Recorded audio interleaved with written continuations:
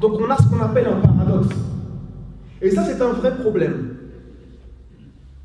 Il faut qu'on arrive à se mettre d'accord.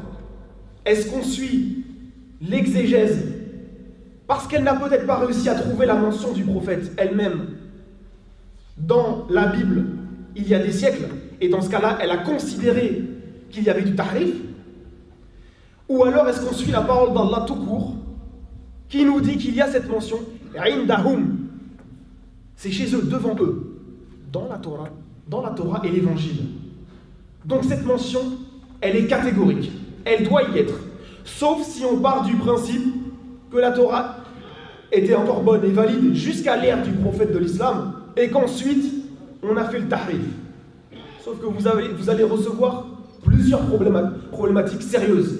D'une part, c'est que nous avons des manuscrits et des manuscrits et des manuscrits de textes qui datent d'avant l'islam, et dont la quasi-totalité du texte est le même que la Bible que nous avons actuellement, dans toutes contrées confondues, selon toutes les versions existantes, puisque, par exemple, on va prendre le Nouveau Testament, qui est une partie de la Bible. À l'intérieur, vous avez des textes, et c'est là qu'on retrouve les évangiles. Eh bien, cette version-là du Nouveau Testament existe en plusieurs traductions pré-islamiques. On a la version grecque, qui est la plus commune.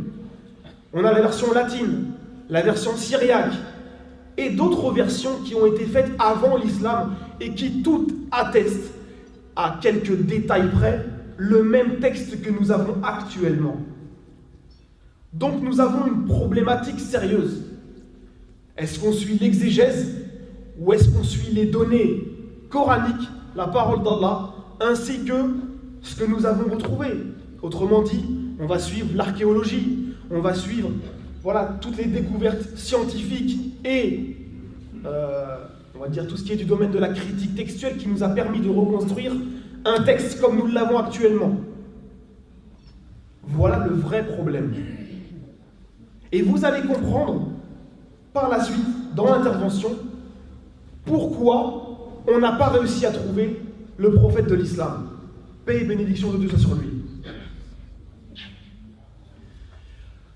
Je vais commencer par les critères prophétiques. Donc c'est-à-dire qu'Allah subhanahu wa ta'ala nous dit dans la sourate 7, verset 57, qu'on a cette mention-là. Cette mention-là, elle est comment? Est-ce que c'est ismuhu? Est-ce que c'est sifatuhu? Est-ce que c'est na'tahu? On ne sait pas trop. Les exégètes ont divergé sur la question. Est-ce que c'est son nom qu'on trouve, ses caractéristiques, sa description, etc.? On ne sait pas. Toutes les exégèses divergent. Ils ne savent vraiment pas. Donc, les caractéristiques prophétiques ont été établies par Dieu dans la Torah.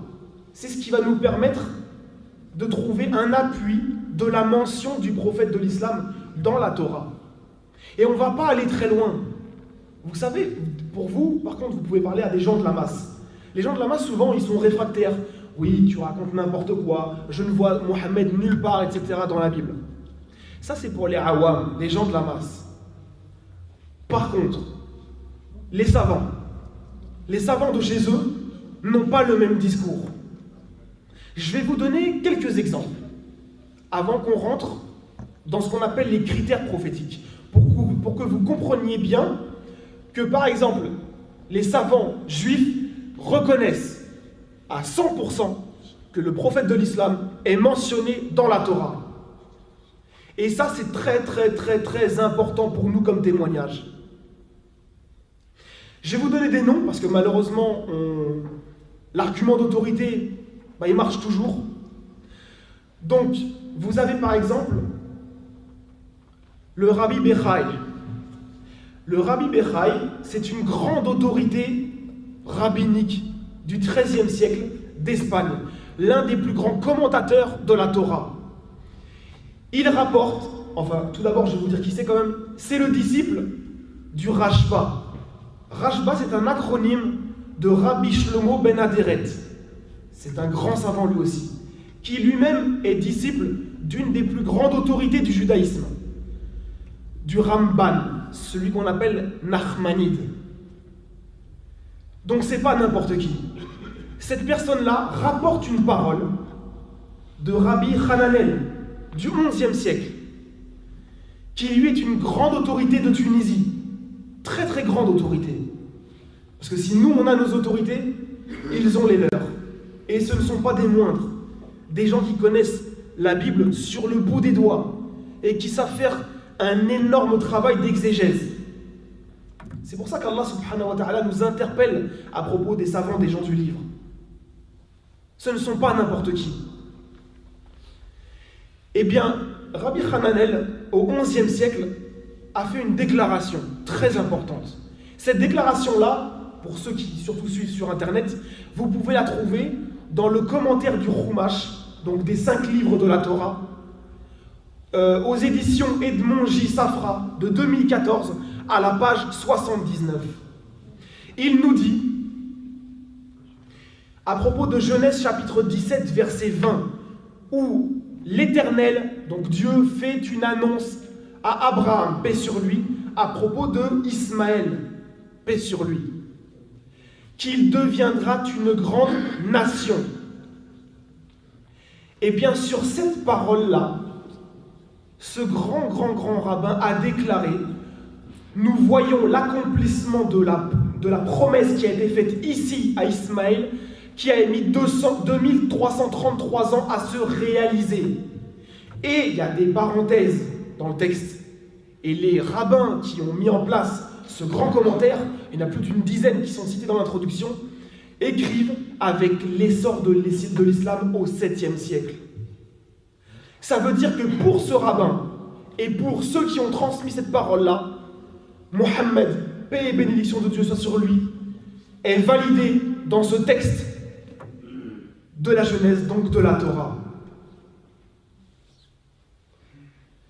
Vous avez aussi, parmi les grandes autorités, le fils du Rambam. Là, c'est quelqu'un d'autre. Tout à l'heure, j'ai dit Ramban, c'est-à-dire Rabbi Shlomo ben Nachman. Et là, c'est Rabbi Shlomo ben Maimon. Autrement dit, le plus grand penseur du judaïsme, qui est Maïmonide. Et bien, cette personne-là a écrit une lettre, une épître aux Yéménites de son temps. Pourquoi? Parce qu'il y avait des juifs, beaucoup de juifs du Yémen, qui ont embrassé l'islam. Pourquoi? Parce qu'ils ont vu la mention du prophète de l'islam dans ce passage-là. Et donc il s'est hâté d'écrire une lettre dans laquelle il essayait de réfuter ces gens-là. Et il se basait sur le même verset que je vous ai cité, de Genèse chapitre 17, verset 20. Il a fait une grosse erreur, je vais y revenir. Mais c'est pour parler de son fils. Son fils, qui n'est pas une petite autorité, a lui aussi déclaré contre son père: oui, le prophète de l'islam est bien mentionné dans ce passage-là.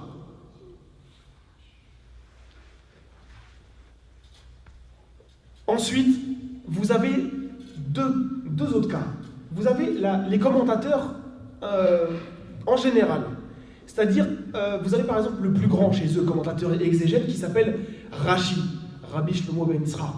Cette personne-là, c'est considéré comme le plus grand exégète. Eh bien lui, il va le reconnaître, mais implicitement.